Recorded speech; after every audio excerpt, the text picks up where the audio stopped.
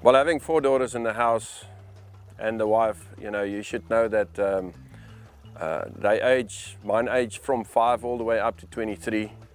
So I've got every single stage of my house. That includes my wife and sometimes my mother-in-law, my own mother and everything. But it's a real pleasure having them. And saying that every single one of them, personality is just so much different. You know, from the one that's only social and the other one is only books, I want to say.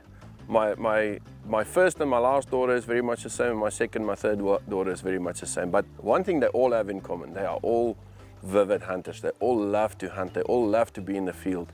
And at least that's one thing that, you know, if there's different personalities, that's fine. But that's one thing that at least me as a dad can really enjoy.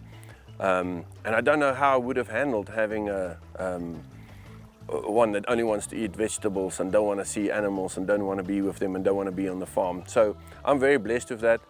And one thing I can say for fathers out there, whether it's a boy or girl, but make time and spend time with them. If that is something they love or something they love to do, spend time and go out with them in the field and have that special and special moments with them alone, because they are 4 and they want your time alone.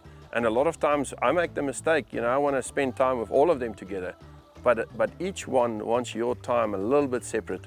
And that's the way of my daughters, and I can see that when I take them out alone and see how much they enjoy being with you alone and with daddy alone in the field.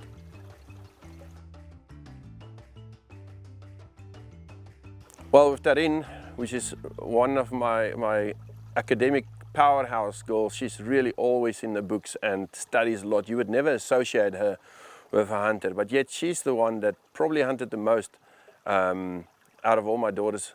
And whether it was impala, blaze buck, zebra, she's taken 2 zebras. She's taken a nyala, fast shots also. I mean, she's taken over 200-yard shots, over 300-yard shots. Well, this year I promised her to go with her, and we had to cull some meat, and we needed some meat for the butchery. And so one of the animals that they wanted was zebra, and I've always reserved my kudu for clients and overseas clients. But since this year we are blocked to not having any overseas clients, I said this is the year Daddy will take you on a kudu hunt, because I'm very, very special with my kudu. It's lockdown in South Africa. We're allowed to hunt on a daily basis, go into a property and hunt, and you have to be back, so you can't sleep over. And there can only be 2 hunters in the field at a time, so very strict regulations. And with the current climate, there's quite a few farmers out there that's desperately trying to get some game. And one guy that's in our area have offered some really, really cheap game.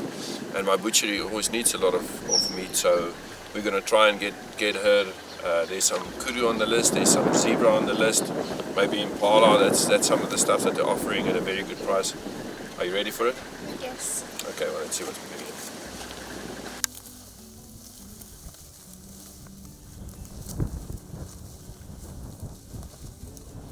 So very early on the first day, I mean, we had 2 animals in our target. We found a kudu very early. Big bull with the cows. All the cows is in heat at this stage. You find all these bulls with the cows, but they ran up this very steep hill and it was extremely difficult terrain to follow them. We made a huge circle, came up, and we came very close to them. Unfortunately, we bumped them too close. She didn't have a shot. It went over a hill. She was on the sticks. We got an open shot on that, and unfortunately, it just didn't stand long enough. She just needed a few more seconds. But she knows there's always a second chance. Don't take a shot if you're not comfortable. Don't take a shot if you feel like the crosses are not steady.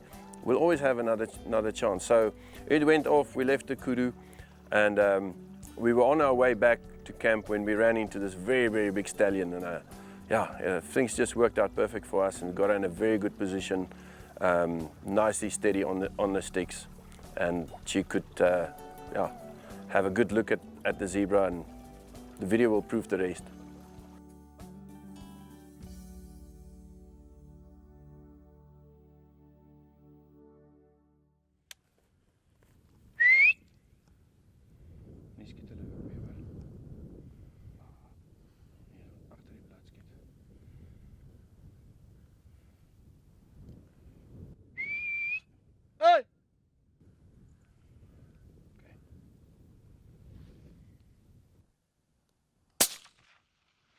Daar sy, Poppy. Daar kom. Baie mooi geskiet, hoor. Ja. Baie mooi geskiet. That's 320 yards, my lovey. Very well done. Very well done. Now, it's a far walk. Oh, that's why. I thought it was just standing still, but I was looking at the wrong one. Nice down. Okay. Well, we're hunting here in northern Zululand, and a friend from KZN Hunters, Mr. Christos and Karela's farm, and Tarien, she's taken a zebra a few years ago with Ray Bunny, but this is hard work. It's very unforgivable terrain, a lot of rocks, hills. We're actually looking for kudu, and we spotted kudu very close, but couldn't get a shot on it, and then it ran about 340 yards. It stood, but just gave her a few seconds, not enough, and she didn't take the shot. And this one we got on the way back, 320 yards, dropped it. Very proud of my second oldest daughter, yeah. Day after Mother's Day.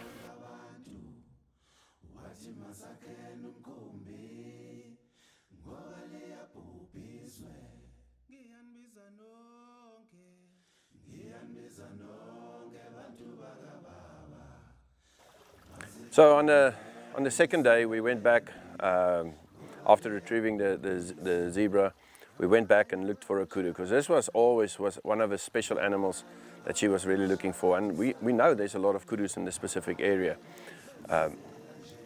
Very early we found a lot of females, a lot of cows, and I knew there had to be a bull in the group, and it took quite a long time. We went closer, and eventually we saw this kudu bull, and it came out, and when the cows jumped and started running, the kudu was following them. We ran up, got into a different position. I got up to the sticks, and we just didn't have a good shot. I mean, you could just see the neck stand out, and they were very jittery, and as the cows ran off, the kudu turned and also ran off, and we never saw that one again. So we had to go back to our original plan and go into our original area.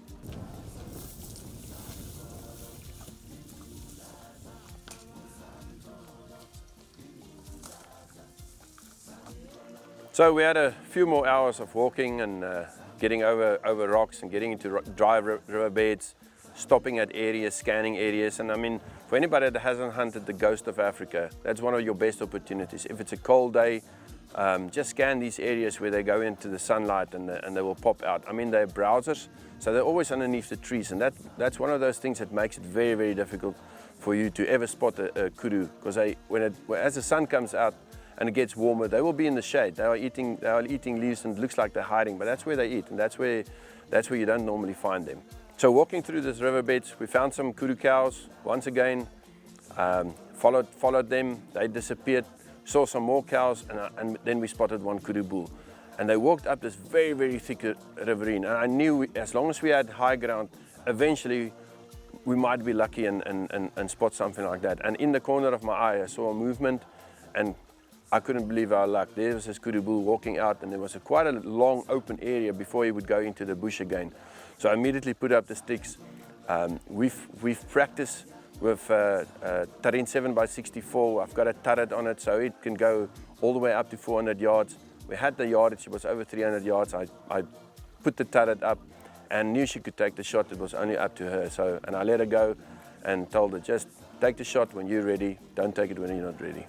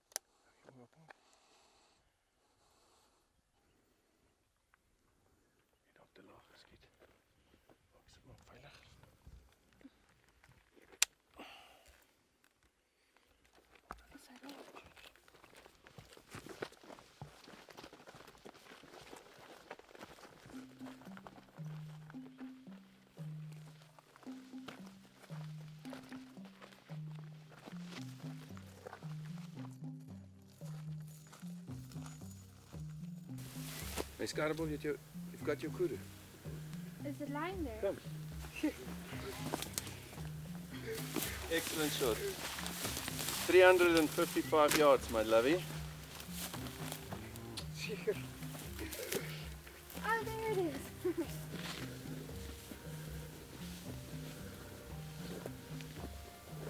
Perfect shot.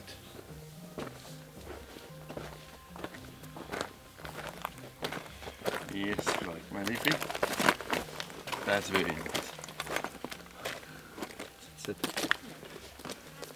That is excellent. You worked 2 days very hard for this. I'm proud of you. Going up and down. How do you feel? Good. Exhausted.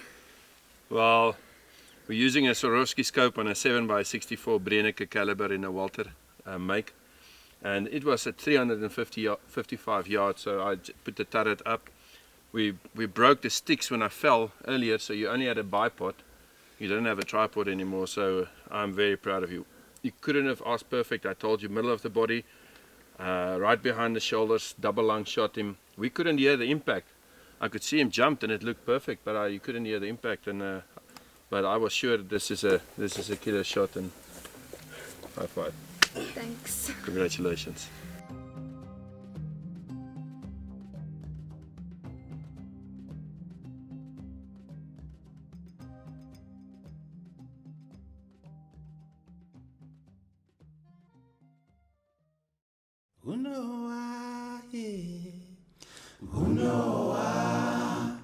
Wababiza wonke abantu wathi masakhele umkhumbi ngoba liyabhubhiswe ngiyanibiza nonke bantu bakababa masihlanganeni silwe lempi ngoba liyabhubhiswe abanye babeshadisa